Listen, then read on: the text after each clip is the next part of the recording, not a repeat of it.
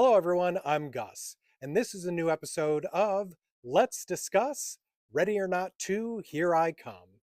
Now, Let's Discuss is a new series that I just recently started where it gives me an opportunity and platform to talk about, complain, and really just give out all of the spoilers that I feel like doing so when it comes to a movie, but that I didn't want to put in my reviews for people that haven't seen them before.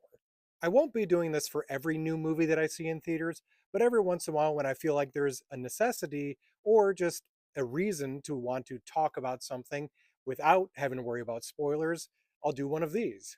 So let's get back to the movie. So, Ready or Not 2, Here I Come, is the sequel, of course, to the 2019 film Ready or Not.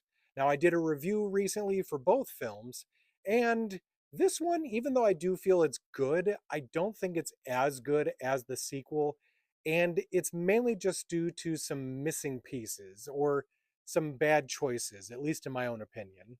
The first thing I do want to mention is the addition of the character of Faith, which is Grace's sister. Now, I thought Catherine Newton did a great job. I don't think there's an issue with her being a part of this world. I think part of my issue, and this is only because I pay attention to the little things when movies come out, is I thought I heard that Abigail, which was made by the same people, is technically in the same world, and Catherine Newton does also play a character in that movie that looks almost identical. Now, they could definitely backpedal and say that these are no longer connected. And it could be that I just misheard, and it's true that they were never connected. But that's just something that was kind of on my mind there. So, like I was originally saying, though, I don't have an issue with the character or the actress, just kind of a small annoyance, if anything. Now, in general, when talking about almost all of the characters, I actually really enjoyed all of the new ones that they introduced in this. A lot of them had some really good characterization, some really fun personalities, but there were a couple of ones that I think just needed a little bit more work or, more time to cook, essentially. I don't remember the character's name, but Alex's original wife, or who was not his original wife, the woman he was going to be engaged to, I liked her addition into this and I liked the concept and that story idea. I just felt like either the way the character was written or maybe the way that the actress portrayed her, it was just kind of a nothing character that was almost a throwaway.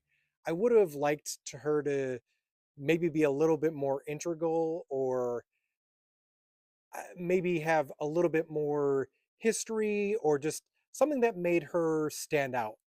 There were a few other smaller characters that I also feel could be put into this category, but she was one of the more major ones that I just would have liked to have seen more about her. Now, here comes my biggest issue in this movie, the sequence right near the end where Grace throws the ring into the pit for everyone to scramble for.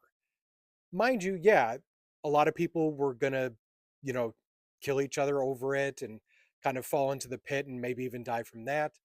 But the whole rule was that if anyone was wearing it by the end of that time frame, that they would then be the one ruling the world essentially. So she kind of really left it up to chance that one of them really could have gotten that ring, or at the very least, even though they could have been severely injured, could have been in possession of it by the time that ended. This, of course, then brings me to a segment of these Let's Discuss videos that I'm calling WIWHD, or What I Would Have Done. So here's how I would have done the ring in the pit scene. You have it to where Grace shows the ring that everyone's after, and then you just see the glimmer of it being thrown into the pit. That it is, in fact, a ring. Then everyone's scrambling for it. People are diving in. You still have the same kind of conclusion. They're all fighting for it, and they eventually all explode because they don't have it. But instead of just no one being able to get it in time, you could have it to where right near the end, someone pulls out a whole bunch of viscera, feeling the ring and being like, I've got it. And they raise it into the air. And it's not the ring, it's her wedding ring. And then that's when everyone explodes. And then it's revealed that Grace is not actually wearing the ring, but is still holding it because I think the whole rule is whoever's wearing it is now the ruler. So she has it and just casually drops it to the side, not in the pit, just at the floor, like it means nothing to her. And that's when it's revealed that she actually threw her wedding ring into the pit instead, as kind of a sleight of hand type situation. I just like that concept better because that way no one could have potentially gotten the ring and then been in charge and of course taken her out, because why would they keep her around? It just would have, I think, hedged her bets more at that point. Now, aside from talking about what I would change, I also have a suggestion of what to do for a potential third film, because I think they concluded it well enough. They don't need to make another one, but if they were to do so, this is my idea of how they continue this story. Because you have to really up the ante now, because she's basically all out at this point. Like, there's no reason to pull her back in.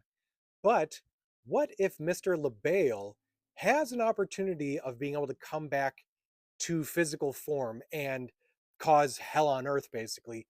But to do so, he has to get married. I think you see where I'm going with it here, as the common theme with all of these movies is a wedding, at least by the end of it. So he's sending his minions to go and find her and bring her back so that he can get married to Grace and cause hell on earth.